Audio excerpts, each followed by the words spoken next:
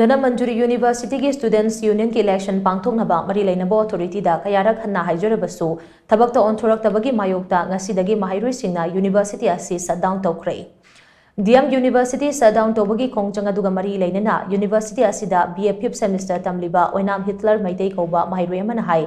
Dhanamanjuri University ki Constituent College manga ki Students Union ki Mikhal Pangthoktana lakpa asina maheiroi singna khudongchadaba kaya mayoknare University asina piba marksheet amasung admit karta aran ahui kaya yaurakpa amade University asina lawpham thokpa changdagi henganna sel lawrakpada yengshinnaba Students Union ki Mikhal atuba matamda pangthokadabani Mikhal asi pangthoknaba Chief Minister amasung Education Minister yauna University asigi authority singda ai bacherol pisinkrabani maheiroi singna tha asigi tara faubagi manungda Mikhal asi pangthoknaba notification thoknaba matam thakibani madugi paukum moina lengak amasung University asigi authority na tha asigi tara taruk faubagi manungda notification thokani haina thajaba pirakibani adum moinama wafam asi thabakta onthoraktabadagi University shutdown tobagi khongjang asi changsin bani haina mahagna makatana phongdorakle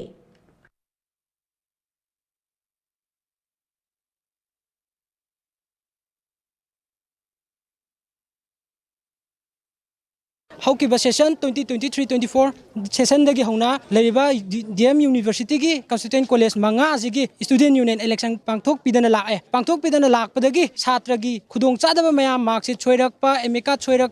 choirakpada paisa hena lobam thokputaba changda paisa hena lawrakpa sugumba mayam ase yengjanaba hantak session gi 2024-25 session gi Student Union election pangthok piyo haijabaneba akoina University gi authority BC registrar home the commissioner CM bawa dagi education minister phawa ai bacheron ka pisan jakre adubu akoina December gi date 10 phausi gi manungda akoina Student Union election pangthok pagi notification je thokpiyo haibaneba adubu government gi authority amadi university gi authority na ngarang date 16 je sibau ki manungda union election gi notification je thokke haibagi thajaba pirakpadagi akoi je makhata ni irang chathada bida tuminna thokpira ani khandana date 16 sibau ko ngaijaru lakpane adubu date 16 hento aba sibau union election gi notification thoklaktabadagi ngasi date 17 December date 17 dagi university ase shutdown tawjere haina pressing ichinaw mem famda